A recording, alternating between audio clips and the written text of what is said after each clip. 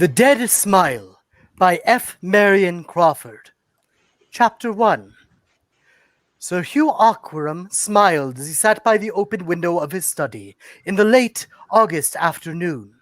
A curiously yellow cloud obscured the low sun, and the clear summer light turned lurid, as if it had been suddenly poisoned and polluted by the foul vapors of a plague.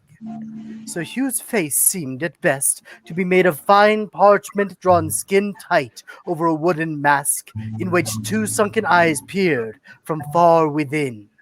As the light changed, a little yellow glare flashed in each. He smiled, stretching pale lips across discolored teeth in an expression of profound self-satisfaction, blended with the most unforgiving hatred and contempt for the human doll. Nurse MacDonald, who was 100 years old, said that when Sir Hugh smiled, he saw the faces of two women in hell. Two dead women he had betrayed. The smile widened.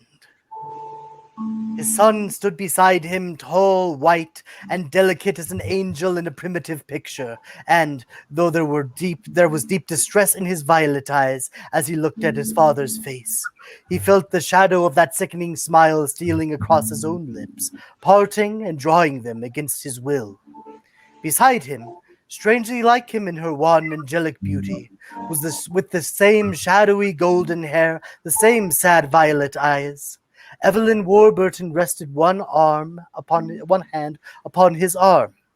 As she looked into her uncle's eyes, she could not turn her own away, and she knew that the deathly smile was hovering on her own red lips, drawing them tight against her little teeth, while two bright tears ran down her cheeks. "Of course," said Sir Hugh very slowly. "If you have made up your mind to be married, I cannot hinder you, and I don't suppose you attach the smallest importance to my consent." "Father!" exclaimed Gabriel reproachfully. "No, I do not deceive myself," continued the old man, smiling terribly. "You will marry when I am dead, though there is a very good reason why you had better not. He turned slowly, his toad eyes upon the lovers. "What reason?" asked Evelyn. "Never mind the reason, my dear. You will marry just as if I did not exist." "Two gone," he said, his voice lowering strangely, "and two more will be four altogether. Forever and ever, burning, burning, burning bright." At the last words, his head sunk slowly back, and the little glare of his toad eyes disappeared under the swollen lids. Sir Hugh had fallen asleep as he often did in his illness, even while speaking. Gabriel Auckram drew Evelyn away, and from the study they went out into the dim hall. Softly closing the door behind them, each audibly drew a breath, as though some sudden danger had been passed.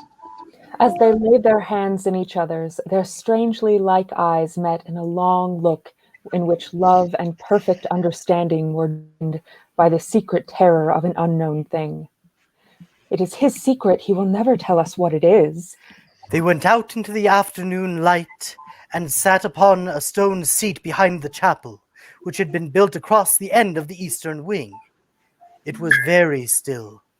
Not a breath stirred, and there was not a sound near them. "It is very lonely here," said Evelyn, taking Gabriel's nervously and speaking as if she dreaded to disturb the silence. "If it were dark, I should be afraid." "Of what? Of me?" Gabriel's sad eyes turned to her.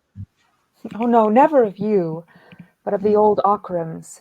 They say they are just under our feet here in the north vault outside the chapel, all in their shrouds with no coffins, as they used to bury them." "As they always will, as they will bury my father and me. They say an Auckram will not lie in a coffin. But there is the story of old Sir Vernon, who was beheaded for treason under James II. The family brought his body back from the scaffold in an iron coffin with heavy locks and put it in the north vault. But ever afterwards, whenever the vault was opened to bury another of the family, they found the coffin wide open, the body standing upright against the wall, and the head rolled away in a corner, smiling at it. I do not like to think of it. Oh, Gabriel, what can the secret be? He said we had better not marry. Not that he forbade it, but he said it so strangely. He smiled. But we shall be married just the same, Gabriel. Say we shall. Of course, darling, of course. And their faces that were strangely alike met and touched. Gabriel knew that the kiss had a marvelous savor of evil. Evelyn's lips were like the cool breath of a sweet and mortal fear that neither of them understood, for they were young and innocent. Yet she drew him to her by her lightest touch, as a sensitive plant shivers, waves its thin leaves, and bends and closes softly upon what it wants. He let himself be drawn to her willingly, as he would even if her touch had been deadly and poisonous, for he strangely loved that half-voluptuous breath of fear, and he passionately desired the nameless evil something that lurked in her maiden lips. Chapter 2. Nurse MacDonald slept sitting all bent together in a great old leather armchair. Her face was very wrinkled, but the wrinkles were so small and fine and close together that they made shadows instead of lines. Every now and then she would wake from her slumber, and her eyelids drew up in tiny folds like little pink silk curtains. Her queer blue eyes would look straight ahead through the door and walls and worlds to a far place beyond. It was nearly 1 o'clock in the night, and the summer breeze was blowing the ivy branch against the pane of the window with a hushing caress. All was very quiet. The old woman breathed regularly, and her drawn lips trembled each time the breath went out. But outside the closed window, there was a face. Violet eyes were looking steadily at the ancient sleeper. Strange, as they were 80 feet from the sill of the window to the foot of the tower. It was like the face of Evelyn Warburton, yet the cheeks were thinner than Evelyn's, and as white as a gleam. The eyes stared, and the lips were red with life. They were dead lips painted with new blood. Slowly, Nurse MacDonald's wrinkled eyelids folded back, and she looked straight at the face in the window. Is it time? She asked in her little old faraway voice. While she looked, the face at the window changed. The eyes opened wider and wider till the white glared all around the bright and violet, and the bloody lips were opened over gleaming teeth. The shadowy golden hair surrounding the face rose and streamed against the window in the night breeze, and in answer to Nurse MacDonald's question, there came a sound that froze the living flesh. It was a low, moaning voice, one that rose suddenly like the scream of a storm. It went from a moan to a wail, from a wail to a howl, from a howl to the shriek of the tortured dead. When it was over and the face was gone, Nurse MacDonald shook a little in her great chair. She looked at the black square of the window, but there was nothing more there. Nothing but the night and the whispering ivy branch. She turned her head to the door that was ajar, and there stood a young maid in her white gown, her teeth chattering with fright. "It is time, child. I must go to him, for it is the end." She rose slowly, leaning her withered hands upon the arms of her chair as the girl brought her woolen gown and her cane. "It was like the face of Miss Evelyn," said the girl, trembling. The ancient woman looked up sharply and angrily. Her queer blue eyes glared. "You are a good girl," she said, "but you are a fool. Pray for wit, child. Pray for wit, or else find service in another house than Ockram Hall."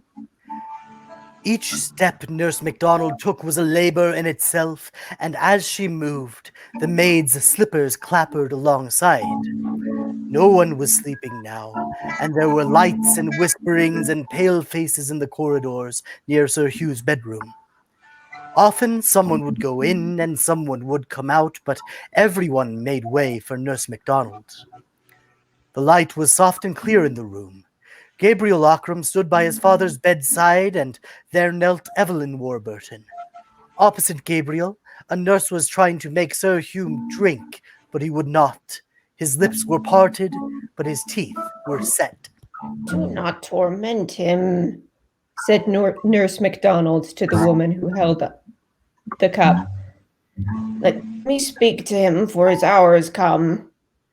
The ancient nurse leaned against the pillow and laid the feathered weight of her withered hand upon Sir Hugh's yellowed fingers. Then she spoke with him earnestly, while only Gabriel and Evelyn were in the room to hear. Hugh Ockram, this is the end of your life, and as I saw you born and saw your father born before you, I come to see you die. Hugh Ockram, will you tell me the truth? The dying man recognized the little faraway voice he had known all his life, and he very slowly turned his yellow face to Nurse MacDonald, but he said nothing. Hugh Ockram, you will never see the light of day again. Will you tell the truth? His toad-like eyes were not yet dull. They fastened themselves on her face. "What do you want of me?" he asked, each word sounding more hollow than the last. "I have no secrets.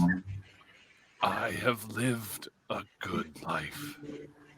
Nurse MacDonald laughed, a tiny, crackling laugh that made her old head bob and tremble a little. "Let me die in peace." But Nurse MacDonald shook her head. By the mother that bore you and died of grief for the sins you did, tell me the truth. Sir Hugh's lips tightened on his discolored teeth. "Not on earth." By the wife who bore your sons and died heartbroken, tell me the truth. "Neither to you in life, nor to her in eternal death." His lips writhed, as if the words were coals between them. By the woman who you betrayed and who waits for you this night, Hugh Ockram, tell me the truth.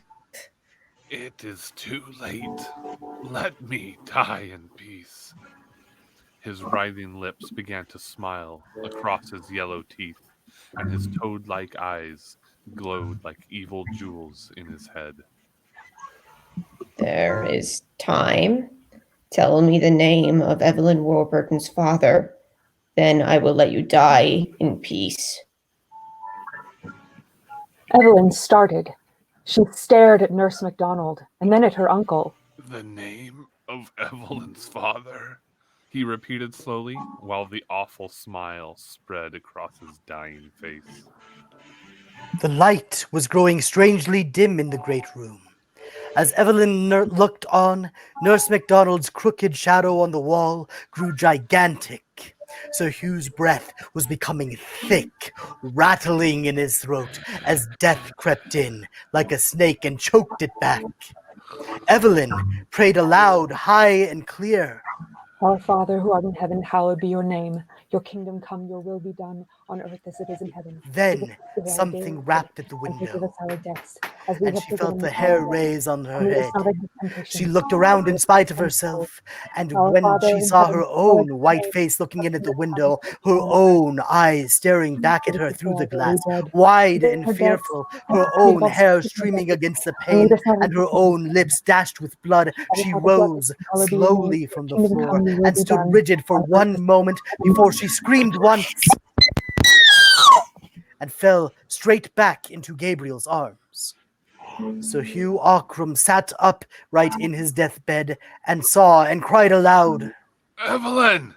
His harsh voice broke and rattled in his chest as he sank down. But still Nurse MacDonald tortured him, for there was a little life left in him still. You have seen the mother as she waits for you, Hugh Ockram. Who was this girl Evelyn's father? What was his name? They know it in hell. Then the glowing eyes went out quickly. The yellow face turned waxen pale, and a great shiver ran through the thin body as Hugh Ockram died. Chapter 3. Gabriel Gabriel Ockram became Sir Gabriel, inheriting the half-ruined fortune left by his father. Evelyn Warburton continued to live at Ockram Hall. So Sir Gabriel took his father's place at the And dark Evelyn old table sat in the opposite to dining him room. until such time as their mourning should be over, and they might be married at last. Though the late summer saddened into autumn, and autumn darkened into winter, and storm followed storm, and rain poured on rain through the short days and long nights, Ockram Hall seemed less gloomy since Sir Hugh had been laid in the northern vault beside his father. At Christmastide, Evelyn decked the great hall with holly and green boughs. Huge fires blazed on every hearth. The tenants were all bid to come to a New Year's dinner, at which they ate and drank well. When the speechmaker said it had been a long time since there had been a Lady Ockram, Sir Gabriel shaded his eyes with his hand and looked down at the table, a faint color coming into Evelyn's transparent cheeks. And, said the grey-haired farmer, it had been longer still since there had been a Lady Ockram so fair as was the next to be. And he drank to the health of Evelyn Warburton. Then all the tenants stood up and shouted for her, but when the men gave the last and loudest cheer of all, there was a voice not theirs. Above them, higher, fiercer, louder, an unearthly screaming shriek for the bride of Ockram Hall. The men turned very pale. Many of them set down their glasses, but others let them fall to the floor. Looking to one another's faces, they saw they were all smiling strangely, a dead smile, like dead Sir Hugh's. The fear of death was upon them all, and they fled in a sudden panic, falling over one another like a wild beast in burning forests when the thick smoke runs along before the flame. Tables were overturned, drinking glasses and bottles were broken in heaps, and dark red wine crawled like blood upon the polished floor. Sir Gabriel and Evelyn were left standing alone at the head of the table before the wreck of their feast. Not daring to turn to look at one another, for each knew that the other smiled. From that time on, Sir Gabriel grew more and more silent, and his face grew even paler and thinner than before. Often, without warning and without words, he would rise from his seat as if something moved him against his will. He would go out into the rain or the sunshine to the north side of the chapel, sit on the stone bench and stare at the ground, as if he could see through it, down to the vault below. Once, Evelyn found Sir Gabriel in the chapel alone, standing before the iron door that led down to the place of death, with a key to the door in his hand, but he had not put it into the lock. Evelyn drew him away, shivering, for she had also been driven in waking dreams to see that terrible thing again, and to find out whether it had changed since it had been laid there. I'm going mad, said Sir Gabriel, covering his eyes with his hand as he went with her. I see it in my sleep. I see it when I'm awake. It draws me to it, day and night, and unless I see it, I shall die. I know, answered Evelyn. I know it is as if threads were spun from it like spiders drawing us down to it. She was silent for a moment, and then she started violently and grasped his arm and almost screamed the words she spoke. But we must not go there. I shall die unless I see it again, he said, in a quiet voice not like his own. And all that day and that evening he scarcely spoke, thinking of it. One gray winter morning, Evelyn went alone to Nurse MacDonald's room in the tower and sat down beside the great leather easy chair, laying her thin white hand upon the withered fingers. Nurse, what was it that Uncle Hugh should have told you that night before he died? The old woman's head moved slowly from side to side. A bad thing, a wicked thing. But I dare not tell you, lest it might not be true, and the very thought should blast your life. He used to tell us that we ought not to marry. Yes, he told you that, perhaps. But it was as if a man put poisoned meat before starving beasts and said, "Do not eat," but never raised a hand to take the meat away. Hugh Ockram was the falsest man that ever told a cowardly lie and the worst that ever loved a sin. But Gabriel and I love each other. If you love, you can die together. I'm 100 years old, as life given me. The beginning is fire, the end is a heap of ashes, and between the end and the beginning lies all the pain of the world. Let me sleep, since I cannot die. Then the old woman's eyes closed again, and her head sank a little lower upon her breast. Chapter 4. Sir Gabriel sat straight up as the clock struck, for he had dreamed a fearful dream of horror, and his heart stood still. He pressed his hands to his temples as he sat up in bed. The dream faded far, and in its place there came the master thought that racked his life. With the thought came also the sick twisting of his lips in the dark that would have been a smile. Far off, Evelyn Warburton dreamed that the dead smile was on her mouth and awoke, starting with a little moan, her face in her hands shivering. But Sir Gabriel struck a match and got up and began to walk up and down his great room. It was midnight, and he had barely slept an hour, and in the north of Ireland the winter nights are long. I shall go mad, he said to himself, holding his forehead. He did not think of dressing, but went as he was, his silk nightclothes and his slippers, and opened the door. Down the great staircase to the echoing hall he went, seeing nothing but the flaring flame of the candle standing away from him over the guttering wax. He entered the low arched passage. Still the cold breeze blew the flame forward as he walked. He was not afraid, but his face was very pale, and his eyes were wide and bright, seeing already in the dark air the picture of the thing beyond. But in the chapel he stood still. Sir Gabriel paused and listened. He fancied he heard a sound far off in the great house, where all had been so still, but it did not come again. He looked at the low iron door. Beyond it, down the long descent, lay his father's uncoffined, 6 months dead, corrupt, terrible, in his clinging shroud. On the thing's ghastly features, with their half-dried, opened eyes, there would still be the frightful smile with which the man had died, the smile that haunted. He took the great old key and set it into the lock of the iron door. The heavy rattling noise echoed down the descent beyond like footsteps, as if a watcher had stood behind the iron and were running away within with heavy, dead feet. And though he was standing still, the cool wind was from behind him and blew the flame of the candle against the iron handle. He turned the key.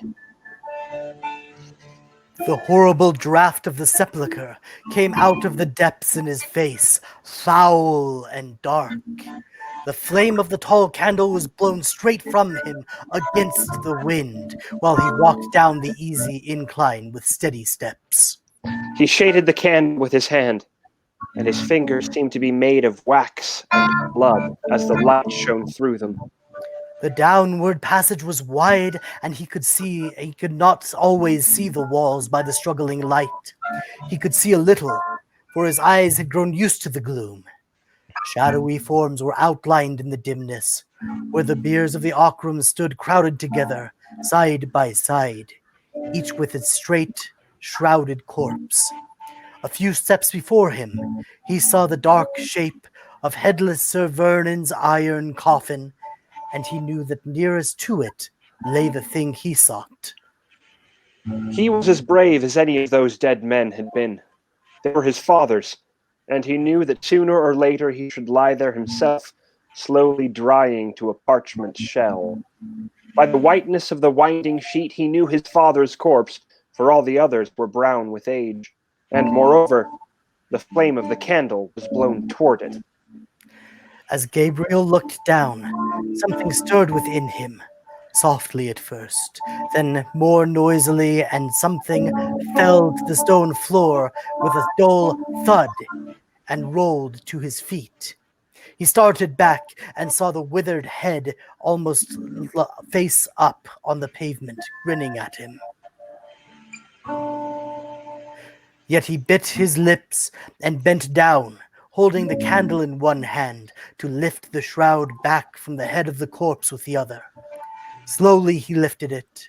It clove to the half-dried skin of the face, and his hand shook as if someone had struck him above the elbow, but half in fear and half in anger at himself, he pulled it so that it came away with a little ripping sound.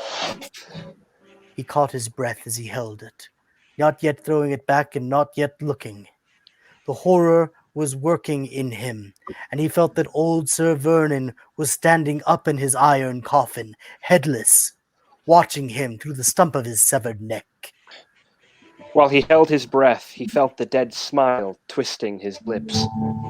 In sudden wrath at his own misery, he tossed the death-stained linen backward, and looked at last. He ground his teeth lest he should shriek aloud. There it was, the thing that haunted him, that haunted Evelyn Warburton, that was like a blight on all that came near him.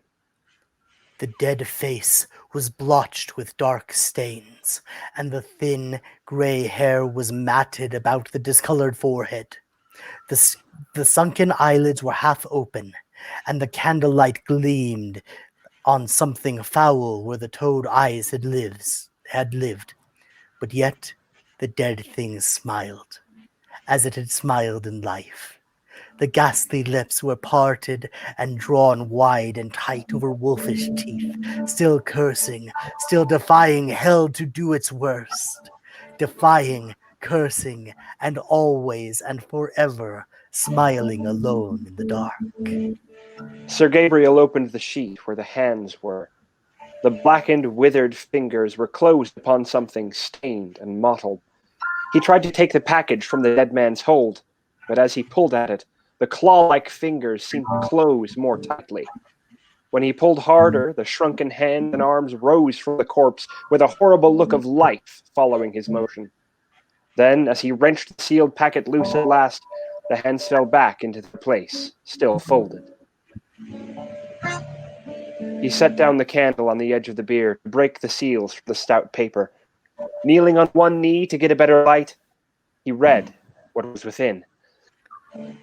A final torment for his two former lovers whom he had betrayed, their legacy now steeped in sin and lechery.